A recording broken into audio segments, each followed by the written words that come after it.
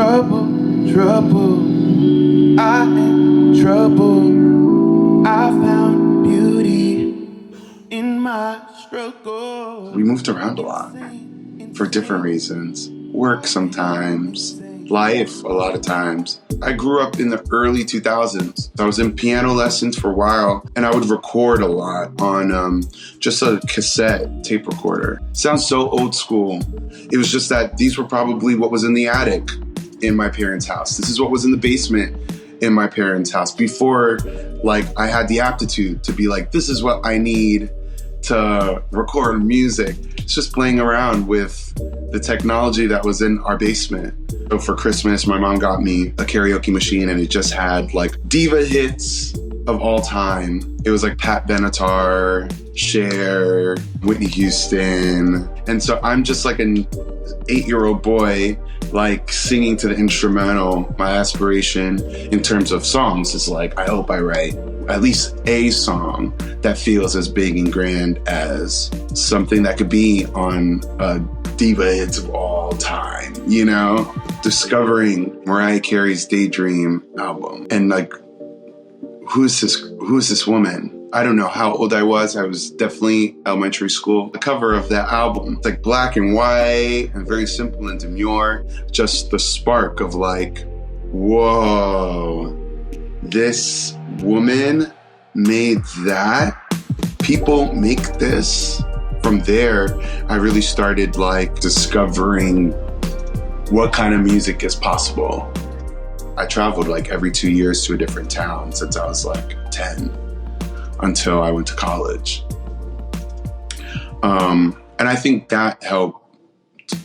In retrospect, I feel like moving around from town to town, I stayed in the East Coast, but especially in the early 2000s, I got such a wide net. I was listening to New Jersey club music. I was listening to Baltimore club music. I was being exposed to like some Philly artists from living in South Jersey. So it was like all like even, yeah, just the kind of hometown heroes of those different neighborhoods I was exposed to before they became like mainstream successes. And that was really, even when I was super young, I noticed that was unique because I would talk on the phone with someone from the last town I lived in and be the one that was sharing like this music that I was discovering. Is not a great way to put it. It feels like Christopher Columbus-y, but being exposed to through being in this community. This was like burnt CDs that we were circulating, and like getting our first iPods for the first time, and MySpace. Like, this is the age of like MySpace, and like that was kind of like, oh, like my MySpace looks so cool because like I have all these songs that are literally from people in this town, but I'm communicating with people from the last town I was in.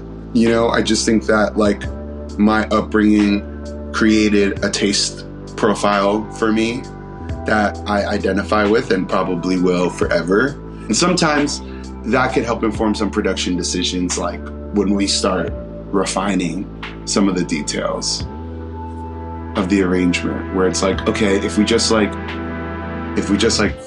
touch up this kick a little bit, the rhythm of this kick, then it could like be a proper New Jersey club thing, or even like how these vocals are doing, like maybe in this bridge we want to layer it so we can give a bit more of a Brandy vibe, and like start leaning after the song is made. I then start trying to make choices of like production wise of like, where would I want to hear it, where can I pull some references musically to kind of just refine the sound. Like a parachute,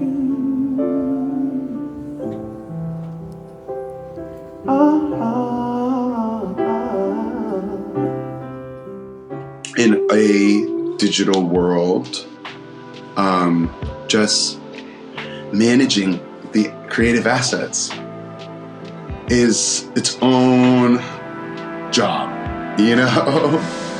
And so we don't want too many tools. You know, we just want a couple that do what they do really, really, really well. And I'm also a big advocate for the most powerful tools are the most simple. Writing a lot and having a lot of collaborators and like different iterations of songs, you want to be able to share it, but you also want to keep track of where it is and who has what. The playlist functionality is supreme and most useful, because I'm like, that's a key differentiator between disco and all the other platforms. And it's such a simple differentiator because it kind of like goes to, it's at the core of like what the actual use case is. And I think that like SoundCloud doesn't quite accomplish that. And I think Dropbox doesn't quite accomplish that, because you're in a folder management. The UX on the user side is not as efficient. And I just think disco really does simply accomplish, here's a streaming link just curated for you. And for me on the user side, I can literally just look at all of my different streaming links and they're organized kind of in files, but in a way that's really efficient for me. And to drag and drop songs in and out of my library to my playlist, that's super easy. And edit, there's sometimes I don't even need to do much to add a song to somebody else's playlist. They already have the link, and I'm just like adding songs as I finish them. And I have the power to just create or curate the experience I want somebody else to have that is interested in hearing. In this industry, who has what version, who's listening to what, you know, at what time. Disco has been incredibly helpful. I'll call it link management. The links are flying around.